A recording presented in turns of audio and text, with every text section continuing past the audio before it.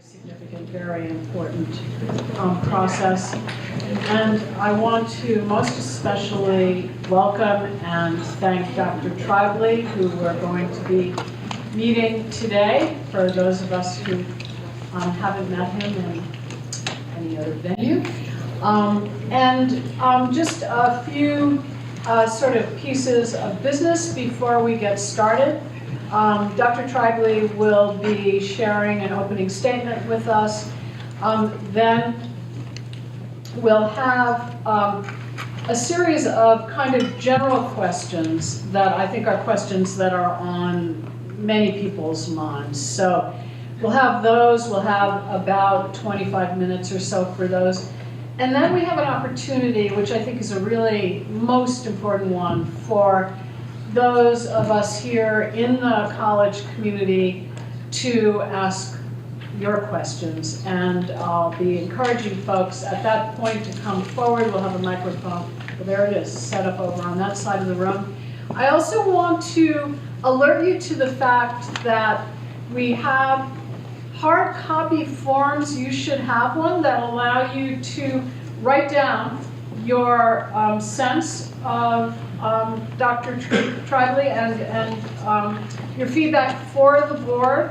And if you feel more comfortable doing this online, we also have that form available at the district website, and I'll remind you about that and the timing for that feedback, which the board will be reading. So I think it's important to know that. Without further ado then, Dr. Tribley, very, very warm welcome to Chabot College.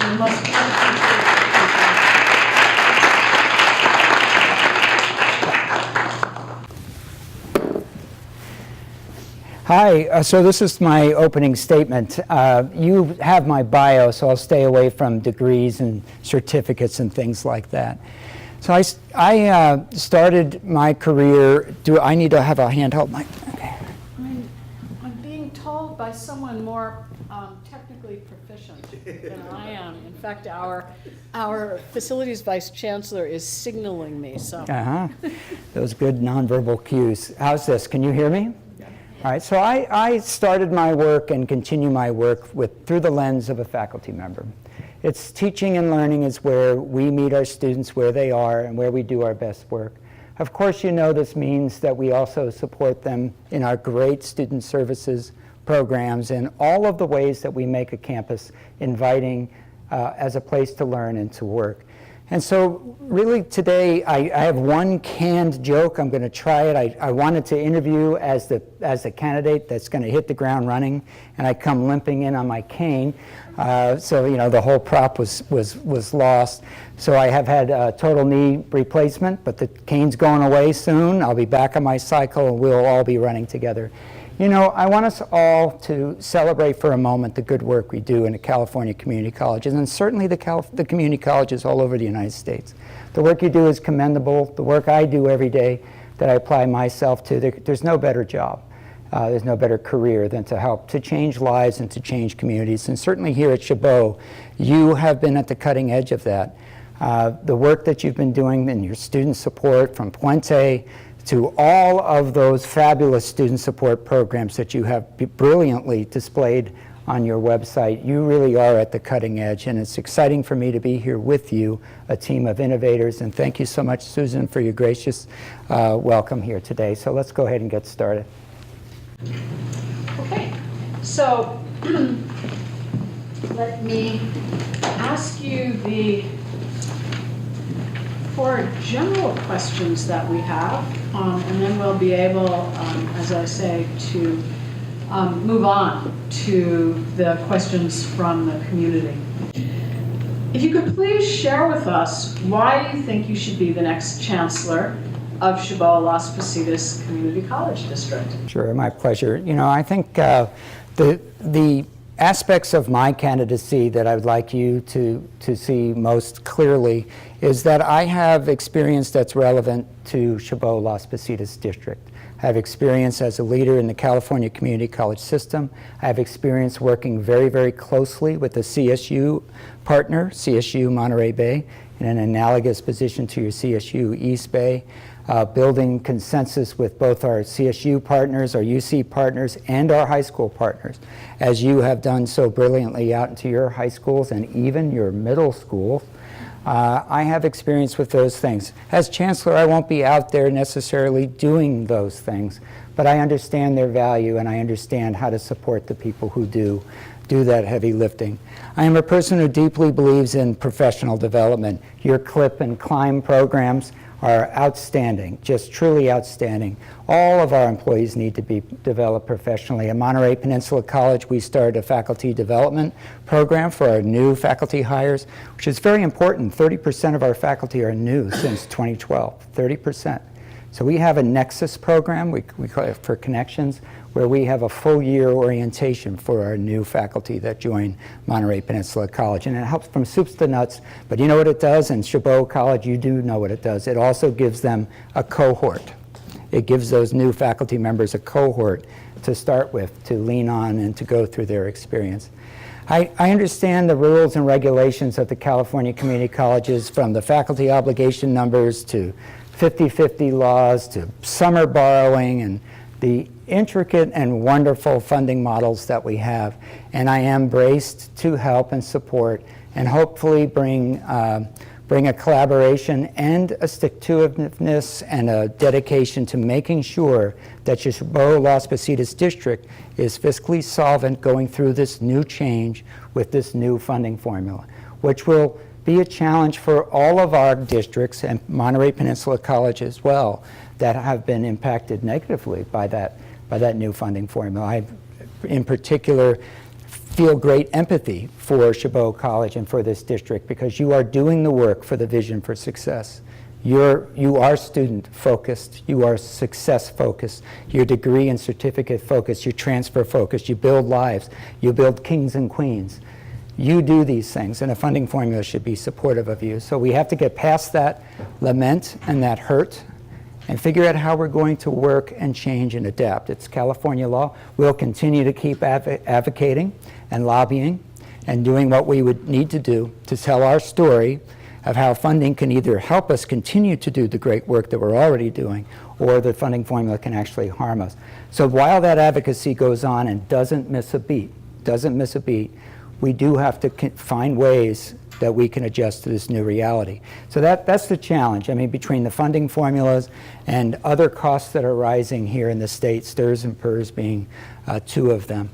Those are some of the challenges, and I have a strong fiscal background, a very strong fiscal background in tough times, and I hope to bring that skill there as well.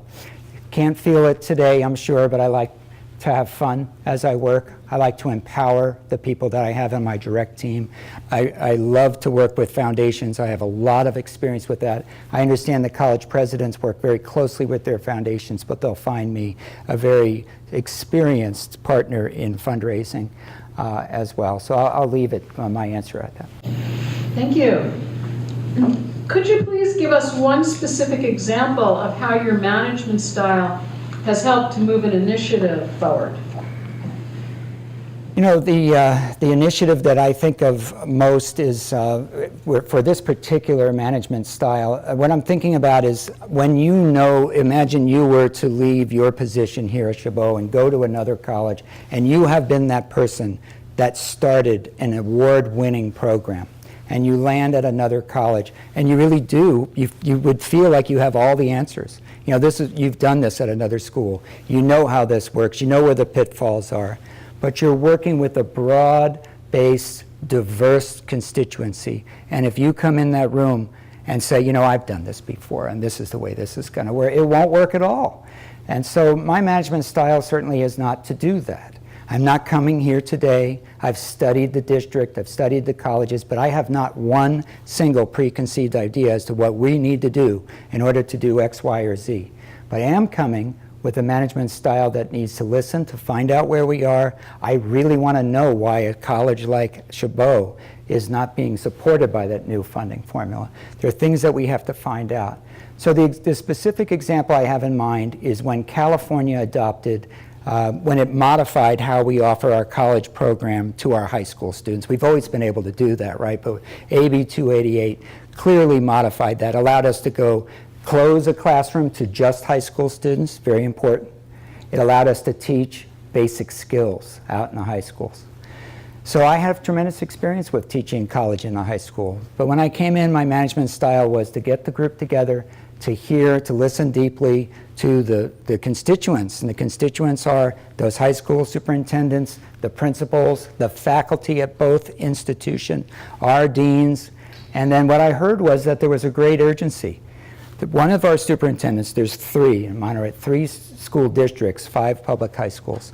One of the superintendents had just reimagined his district with his board, that one of the high schools, Marina High School in Marina, California, was going to be a, quote, early college high school, where every student was going to take high school classes. And that was going to start in the fall, and we needed to have college classes ready to go. So we're in our 2nd year.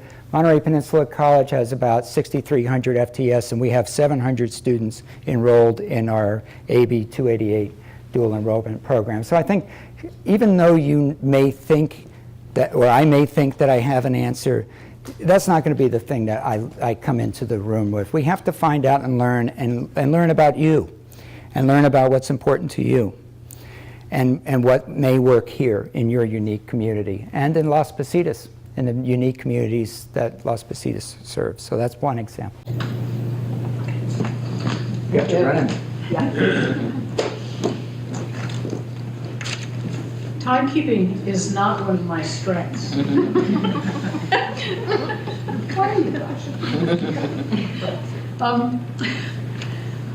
Please describe your financial management experience.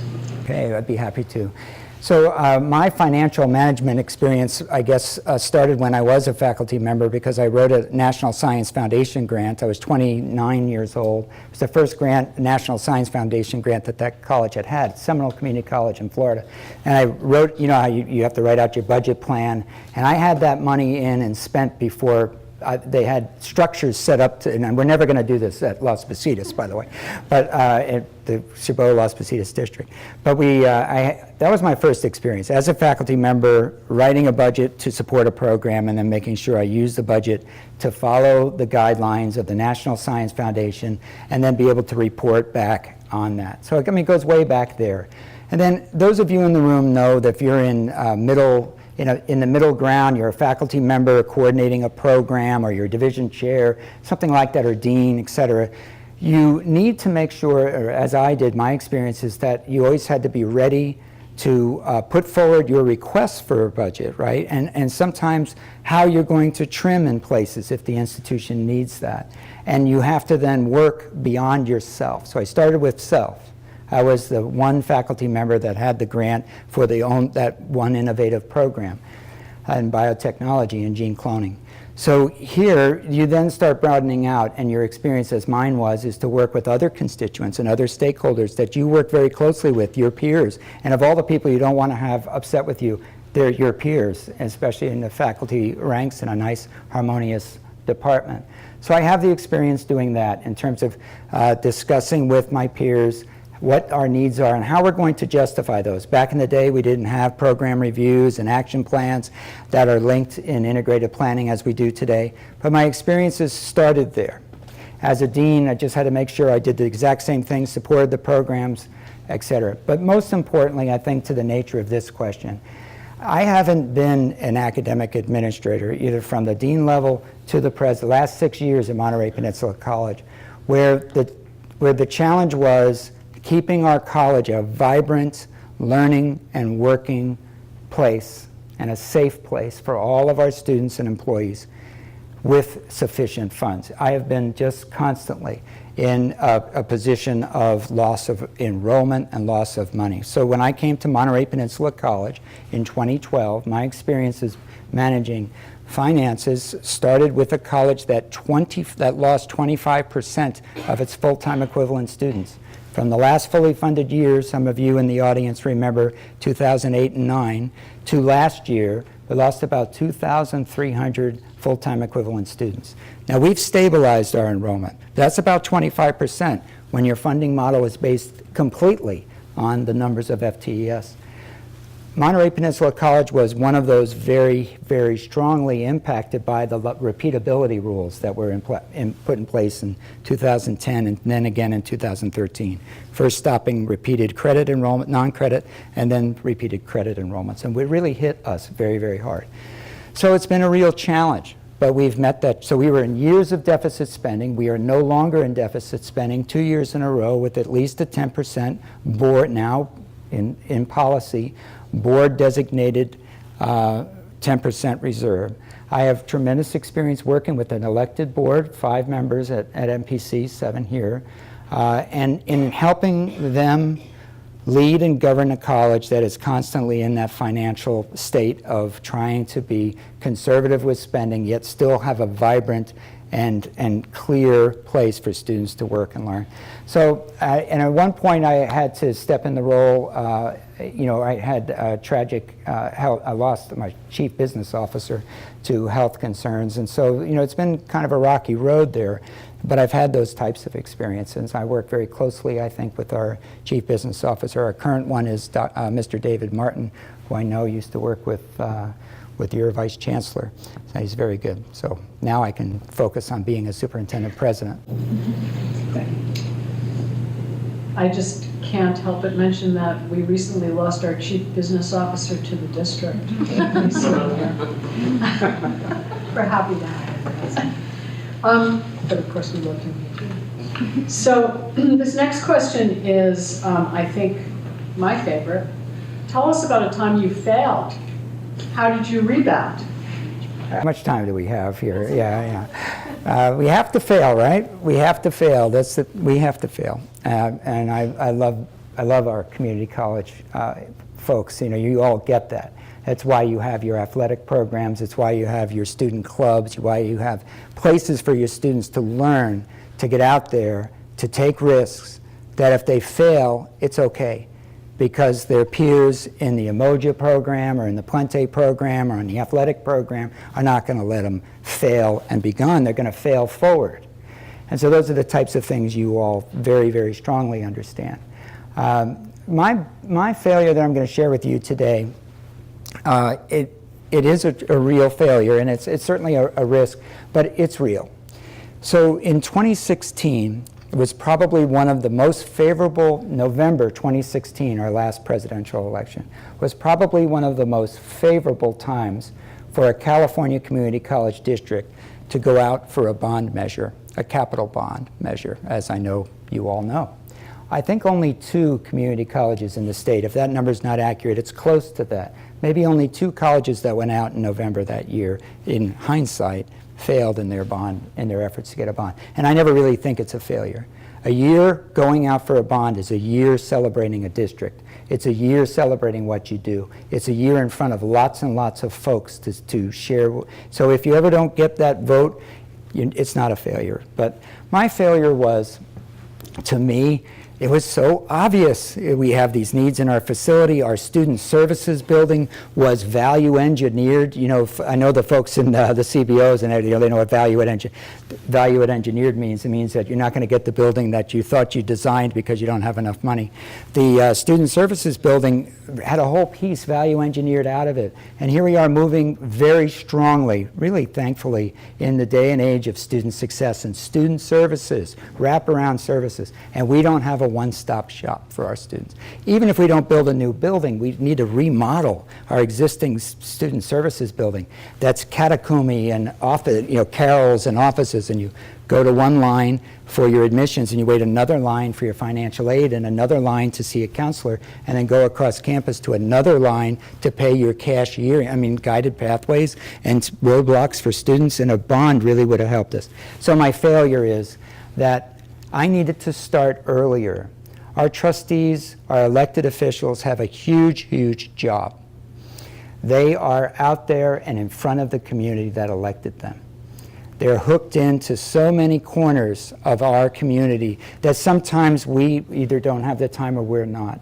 And you really must take the time, the sufficient time, which my failure was insufficient time, to make sure that our trustees were fully engaged and you know, being on board sounds like you're buying a timeshare in some Caribbean island. You know, being engaged in the process, being champions in the process of going to get a bond. It was too soon, too quick. I should have started the process a few months earlier. So the consequence of that, in my opinion, is that we didn't go out for a bond. So again, I think that it's, maybe it's the athletics, or, you know, you got to get in the game, you got to go for it. But I didn't give my trustees enough time, and I didn't give them enough chance to wrap their minds, their hearts, and their risk around going out for a bond. That was my failure, was to not start that process earlier, and certainly and get them more engaged and walk them around. And I did walk them around, but it just wasn't enough time. So I will never make that mistake again. But it was a big one, and the outcome was, of course, as I shared, we didn't go out for that bond. And you're never going to win the game if you don't even show up to play it. So that's my mistake, Susan. I only won my whole life. So we now have an opportunity to ask Dr. Tribley our questions. As I mentioned, I'll ask that people line up over here on this side of the room. And because we do have time limits, we're only going to be able to take 30 seconds per question. What I mean is the question that you ask should be about 30 seconds, not necessarily the answer. But I will be, because it's a question really of everybody having access who wants to ask a question in the time we have, I will be, you know, kind of gently tapping people on the shoulder if they seem to be going past the 30-second question. And actually, you can say quite a lot in 30 seconds, it turns out. Let's start with some questions. Thank you. Okay, so my name is Antonio. I'm a member of Educational Opportunities Program, and I'm a member of Guardian Scholars Program at Chabot, as well as student representative on campus. The funding formula has created certain barriers for our students at Chabot College when it comes time to budget cuts. How will you decide where funds will go, and what programs are more likely to lose funding? Thank you for your question. It's wonderful to see students out leading the charge, right? Well, I'm going to answer that by saying right now, I can understand very clearly how you might be thinking budget cuts right now. You know, that's what it looks like. I mean, it looks like if the district doesn't do anything, that's a big caveat, right? Can you imagine, people, this is never going to happen. If the Chabot Las Positas district doesn't adapt or change at all, you're looking at about a 7% loss, roughly. That's big, that's huge. Combined with STIRS and retirement system going up, and maybe some unfunded liabilities for the medical coverage for your retirees. Those are three challenges brewing. But I'm not going to go with the cuts. I'm not going to say cuts. It's too early to talk about cuts. Cuts can be part and have been in my history. They have been. So to honor the spirit of your question, so we're not talking cuts yet. We're going to see how many of our students should be receiving Pell Grants that aren't receiving Pell Grants. How many of our students are going part-time that it would be still ethical and wise and good for them to go full-time. How do we have to change our programs? You brilliant people, not the Chancellor. You brilliant people. What else can you squeeze out of the wonderfully student-centered approach you have to teaching community colleges? What else can you do? Your PACE program. Get those folks working 9 to 5, 8 to 5, and teach them at night and online in the weekend. That's the way to get them through. Are they getting through fast enough? My gosh, accelerated math and English in 1 year. This is the district that was 705 before 705 was law. You know how to do that. So we have a lot of trees to shake. We can set up a wildly inspirational goal that every student graduating from a high school in the Chabot Las Positas district will graduate college ready, because you know how to do pre-college education better than anybody, and you're deeply engaged with our K-14 or K-12 partners. So you set an ambitious goal. So if all those things fail, If all of those things fail, we sit down as a team, as an interdisciplinary team, and we look at where the money is going, and we make the decisions as follows. There's a student and a faculty member and the people that are essential for that student and that faculty member to do the work of getting that student a future and a life.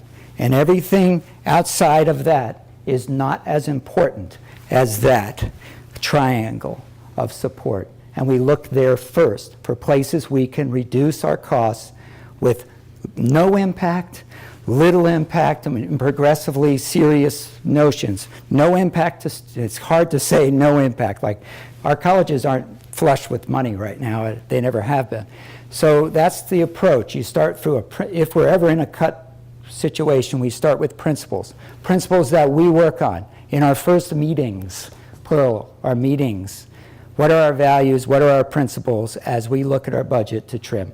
And your budget process is elaborate, it's well documented, it's in your annual budget that you submitted to your trustees. You have the processes to do this work in a participatory manner. I can tell you what it's not going to be. Walt sitting in the room making a decision who they're going to cut tomorrow. That's never going to happen, and it's always going to be with the student's best interest in mind. But thank you for your question. It's very courageous, right off the chutes. Hi, my name is Lorenzo. I'm a student senator here at Chabot. And my question is, where do you place in hierarchical order the value of student voices and that of classified faculty and admin? And how would all of these voices as a whole influence the decisions that you make in the Board of Trustees? Okay, the question, I don't know if you have did you all hear can you all hear the questions? I'm seeing nods of heads. Okay, so again, I don't have a hierarchy of importance necessarily, but I will say that I want to always answer the challenging part of your question. So first of all, inherent in your questions about the voices at our college, in our district, is that all of those voices are present.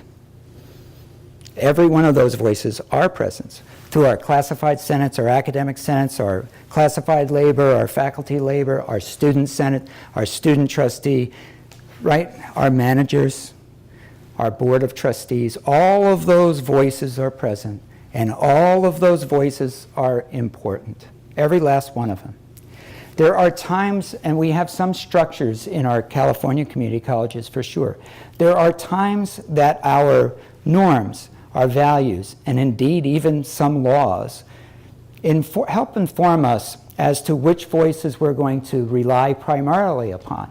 So there are times that we certainly, we can all participate in a discussion about a new career or a new degree program, but it will be that academic senate, those faculty voices, that the college president will rely primarily upon, because they are the experts with curriculum. When it comes to student life on campus and student experience, and how easy is it or how hard is it to navigate the systems that we put out in front, the student voice is going to be very strong in influencing your wonderfully succinct pathways, your areas of study. So there are times that some of those voices will have more, I guess, more of in terms of a decision, it will have more of an impact. The trustees govern through policy, and they are accountable for the quality of our education programs. They're accountable for our fiscal solvency, as is the chancellor, the president, and the vice chancellor over finance and others at the college. But they are primarily responsible for those things. And they'll hear from large, broad audiences, open comments from members of the community. But in the end, the Board of Trustees will have to vote, pass a budget, not pass a budget, approve a student equity plan, or not approve a student equity plan. So I hope that you feel that I've addressed your question. All the voices are important. There are times in our colleges that we do have, that we do have one or more of those voices that are going to play a stronger role, especially in the areas of academic and professional matters. That's certainly the academic senate. Classified senate's going to tell us how we're going to really, when you rubber meets the road out there, outside of the planning room. How is this going down out in the corner room over there? What kind of support do our staff need? So I hope that at least came close. It's a fabulously human endeavor, and it certainly isn't very often hierarchical like that. So thank you. Hello, hi. My name is Yvonne McCraig, and I'm the Executive Director of Institutional Advancement here at Chabot College. I oversee grants and foundation, and so it's nice to hear that you have fundraising experience. You said extensive. And through the evolution of our district, we have 3 foundations, one at each college site, and then also a district foundation. And given your experience, I'd love to hear what you see as the role of the district foundation and in relation to the college foundations and your experience in general with fundraising, just perhaps a little bit more detail about that. Thank you. Will do. I'll be happy to. So I'm going to start with one that's not going to be so great for me. I really need to learn as to what the district foundation, what it historically has been its role. But certainly, when it comes to general fundraising, and you asked about my experience. So when I was at Wenatchee Valley College, and yeah, that was many years ago, but I was there almost 11 years, and it's in the state of Washington. The state of Washington is a labor-friendly state, has division chairs, has participatory governance, not as strong as our shared governance here in California, but it's there. We had 2 fundraisers there. One was called Nurses for Tomorrow, and I was the director of allied health and nursing. And I showed up, and I was leaned on to help the foundation director and president raise money for a new building for nurses. And we were going to do a fundraiser for that. So it had 3 aims in a Nurses for Tomorrow, and initially started as a $600,000 fundraiser in a rural community. It was raised to a 1.6 million, and then we ended up raising 2.1 million. And the greater Wenatchee area is about 60,000 people, so it was pretty successful. 3 aims. One was to expand the nursing program. Because of the nursing shortage, we hired 2 new faculty, seed faculty, on that grant, on those funds raised, equipment for the new expanded nursing program, and seed money to build a new building. Seed money to hire an architect to help us design a new building, which in that state, you go to the state, you don't do bonds. You go to the state and you show them your plans and you show them the local investment. And we got a building there called Wenatchee Hall that was somewhere between $25 and $30 million. Highly successful program. The other was the Music and Arts Center. I played less of a leading role there, but clearly I was the Dean of Liberal Arts and Sciences at the time. But I worked with our music and art faculty to help them go to all, I was there at those fundraising meetings, but to help them be ready to show their music and their art programs to the community to raise money. We ended up building a building there for music and art. Really important. Wenatchee Valley College serves still to this day 10,000 square miles. And in the mission statement, the college's mission statement is to be the cultural center for its service district without a music and art space. So it was really pretty important. At MPC, quite importantly, when I started in 2012 till last year, we have doubled the holdings of the foundation, while at the same time doubled the amount of money going to students and faculty. One of our programs that we started there was called the College Incentive Program, which was similar to a Promise program. Low income, first generation, the students that are in your EOPS program have those same metrics that were served by the college incentive program that we started there. When I started, we had only 5 scholarships, 1 at each high school going to the foundation. But working with the foundation director now, who is a vice president of advancement, we now give out about 60 to 70, depends on who applies for scholarships, right? We have about 60 or 70 scholarships going to our local high schools. So I've done a lot of fundraising, and I've a lot of work with fundraising. And the big thing is to make sure you focus on students and how their dollars help us do the work to change student lives. I will be supportive, the employees in the room will be supportive, and what really gets the donors to help us is those student success stories, the dedicated faculty and staff to make it all work. So I have quite a lot of experience. I actually really enjoy it. It's a part of all of this work that I find very refreshing and time of renewal, to see others Put their money, they're your mirrors, by the way, right? You want to know whether or not you're valued when people give of their treasure and their time to you because they think you are going to save a student's life. They think you're going to help get that next classified staff to a level of professional development to help the student do really well navigating the system at the college. They believe in you. So we need to believe in our foundations and make them our partners. Thank you. Just a quick time check. We've got about 10 minutes left. Thank you. I'm the problem. It's not the 30-second question. Good afternoon, Dr. Tribley. My name is Greg Reese, and I'm a senior member of the classified staff here at Chabot College. You mentioned that you are particular in empowering your staff, and I assume that also includes your administrative cabinet and so on. What are you going to do, and what steps are you going to take, sir, to ensure that in hiring our future administrative staff or staff in general, or in managing our current staff, what steps are you going to take to ensure that the utmost in ethical, moral, and professional behavior conduct is adhered to?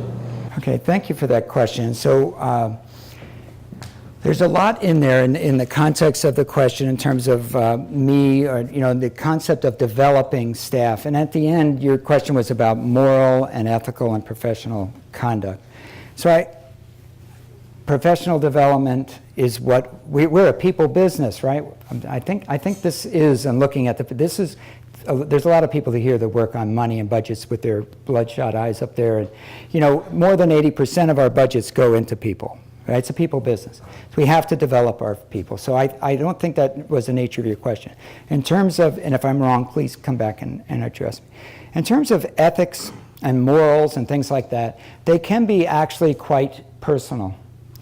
But at an institution level, here's some things that I have a track record for, very strongly. So Title IX and making sure we have a safe space and making sure we can all work and learn together without being picked on and bullied because we're a member of the LGBTQIA community, we are a certain gender, we don't identify with a gender, whatever. That Title IX work that we do and that we read about all too often, particularly with our major universities brushing it in the press too often under the rug, that didn't happen at MPC. We took that seriously. We have a Title IX handbook. I've taken action to, unfortunately at times, disciplinary action was needed. But you have to take stands like that. We have to make sure that our standards of conduct from the trustees to the chancellors to the presidents to our students, you have a student code of conduct, right? We all have a conduct code. So we need to make sure that conduct is developed together, and then we need to make sure we follow it. The other part of your question in terms of professional development, I can say I believe in it. My cabinet members all know it and feel it. Certainly some of the folks that work very closely with me, vice presidents, will have opportunities sometimes to take the campus when I'm off campus and be the acting president if they're ready for that, because that can be in the time of an emergency. So I create opportunities whenever I can for professional development. One of our deans used to be a faculty member. Our Dean of Planning, Research, and Institutional Effectiveness used to be a librarian at the college. He now sits on cabinet as our planning person. So, thank you. Thank you. Good afternoon. I'm Bruce Griffin. I'm the Chief Technology Officer here at the district. The great management thinker Peter Drucker once said that culture trumps strategy. Describe the culture that you look to create here at the district. Okay, thank you. Well, I certainly would agree with that wise person that culture trumps strategies. Being right doesn't matter. It's you won't remember you'll remember how people made you feel. We are a people business. You have to have a solid, competent strategy, right?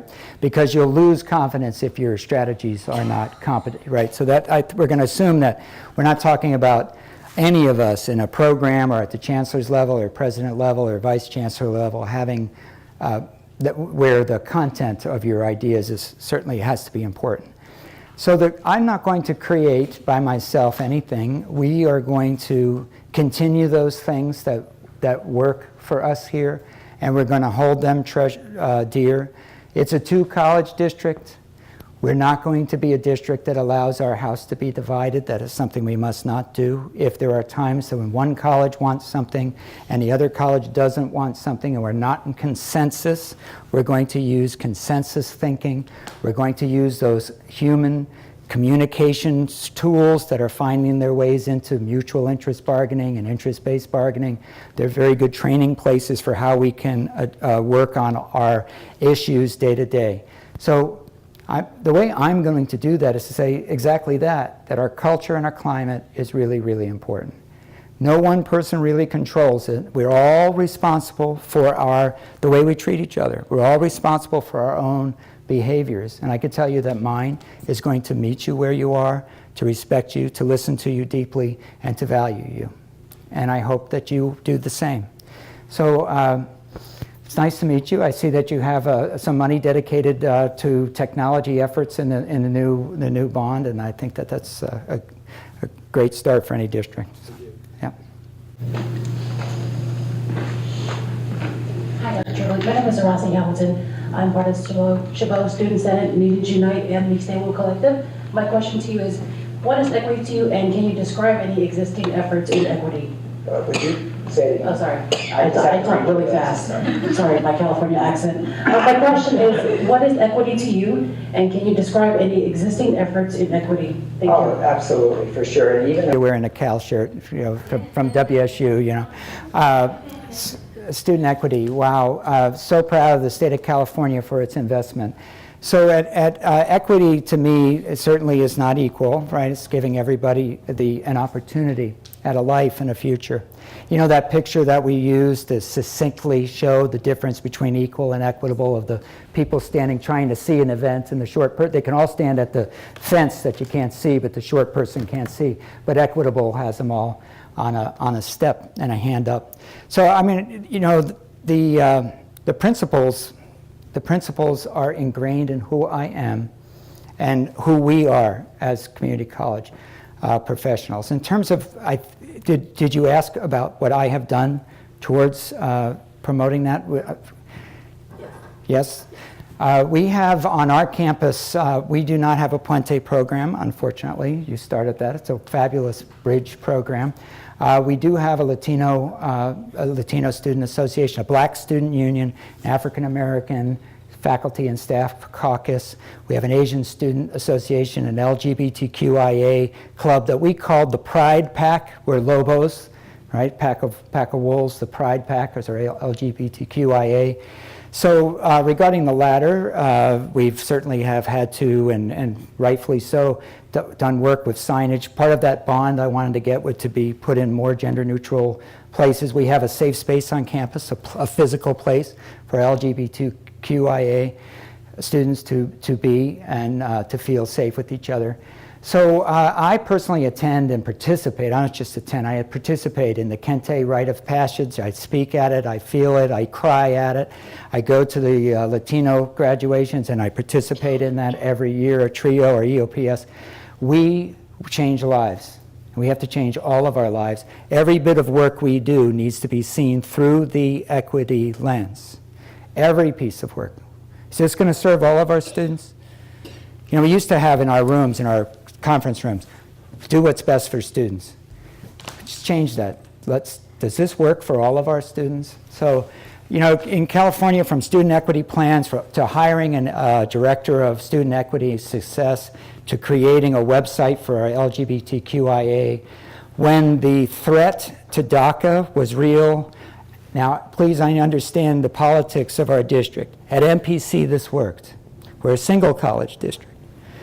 Our board, I worked with our board, and we passed 2 resolutions to try to help our dreamers feel safe on our campus. One was that we couldn't anyway with FERPA, but we passed a resolution, the board passed a resolution to keep their information, that said we're going to keep your information safe. Second resolution was to encourage the state of California, to encourage the politicians to make sure we keep our country safe for the children of immigrants, or so we don't harm those children. So from board resolutions, and by the way, we launched a marketing campaign on campus. Everywhere in MPC, dreamers welcome, students always come first. Big signs. Legal advice is present in a place that's not highly visible necessarily, because we want the students know where it is. They know where it is. So those are some of the things that we have done. Thank you for your question. Good afternoon. My name is Kay Fisher. I teach ethnic studies here at Chabot College, and I'm also a rep for my division, Social Sciences and Academic Senate. My question is, have you done any work around increasing faculty diversity at your college, and what would you do to address that at our district? You know, to try to increase faculty diversity, one of the things that one strategy that we use, and I'm sure that every college should use, is through curriculum development, curriculum design. So for example, if you're in a college, and I know you would understand that, so with our gender and women's studies program, they're called different things, feminist studies, other types of things. When you put a program like that in your college, you're going to attract a certain type of expertise naturally that would fit that. If you teach a Chicano studies program, a Native American history program, African literature program, you then, by the virtue of the program, so curriculum. I understand it's the day and age of student services, but at a college, if through your curriculum, you can change the face of your college, because you can design curriculum that will naturally attract the diversity that you feel you need, because they will naturally be within a sector of the population that you're trying to bring forward. It's something that I tried to do in Wenatchee when we were looking to bring in some diversity there, and you know, with variable results, but one approach is through curriculum. Of course, the announcements, where you go. Is there a budget to travel to the historically black colleges and universities and other diverse institutions where they're teaching people who get masters and PhDs? Can we go there? Can we talk to their graduate students? Be proactive to the populations that you're trying to bring to your college. Not just right now. I think it's important to grow your own, but sometimes you have to go out, and that's part of our diversity, is to get people from different perspectives, different parts of the world. Language programs can be great ways to increase faculty diversity from around the world. So thank you so much for your question. My 30 seconds are up. Thank you. I have this one, and thank you so much for your interaction. You know, really, really very valuable to all of us. So, and for the excellent questions.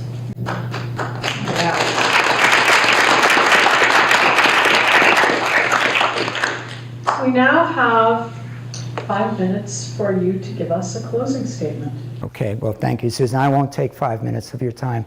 I hope that you feel real good about yourselves coming out today and investing in your district. Whomever you hire, you're going to be just fine. The new funding formula is a challenge. It's not the first one you face. It's not the last one you'll face. If we fail a little bit, we'll fail forward. We have this time when we're going to be taken off hold, harmless. Don't see that as a time of failure. I don't know yet the details here at Chabot, and I have to learn them. I mean, the real details. I can't imagine why Chabot College wasn't supported by that new student success-oriented funding formula. I can understand why some other colleges weren't, but not. So I have to learn. Listen, we're going to get through that. And even if it's not the very year that you're off hold harmless, it might be the next year. It might be 2 years later. But you're going to be okay. This is a great college. It's a great district. You are full of innovation. From Puente to your pre-college, your basic skills work, you know how to do this. You know, this is really important for you. In the culture, to the question about, the good question about culture, to the culture of risk-taking, you have to trust to take those risks. Why those student clubs are so important. You take risks. So you're going to need that to get through the next place. So I think that you're going to be just fine. In terms of my application here, I hope you see that I bring a willingness and ability and a track record of working with you. I'm going to be who I am. I'm going to listen to you. We're going to try to work together. We hire fabulously. I'm not going to be doing the work of any president here at the college. I'm going to be doing the work of the Chancellor. I'll be working to support everything you do. I come with a background in the California system. I do think that's important. I also come from out of state with some other ideas. There are some things that go well up there in the state of Washington, particularly at the system level. They have a good system in that state. But I'm ready to go. I'm ready to hit the ground running. I'm ready to be your chancellor. I'm ready to support you and try to make you proud. And we'll get through these challenges. And as soon as we get through those challenges, they'll throw another one at us. So, but it's been a pleasure to be here with you. And thank you so much, Susan, for your gracious host here today. Thank you. Thank you, sir. Thank you. Thank you very, very much for taking this time with us and sharing. And again, also for the really excellent questions. I now have a few sort of pieces of business I wanted to remind folks about. We have a short break, and then we'll move on to our next forum. I'd also like to remind you of how important it is that the board have access to your feedback. And that can either happen with the hard copy form, feedback form that you've got here, and you can give it to one of the folks, one of our collectors here. I think, if I'm not mistaken, we have a gentleman standing at the door. Or who should these go to? Should they? Aha, they should go to our consultant. Okay, thank you. Or if you prefer to do your feedback online, you can go on to the district, not college, but the district website, and you can fill out the form online. I would urge you to do either one of these today, if you possibly can. I think, again, it's important that the trustees hear our voices. So once again, a very, very warm thank you to Dr. Tribley. Thank you so much.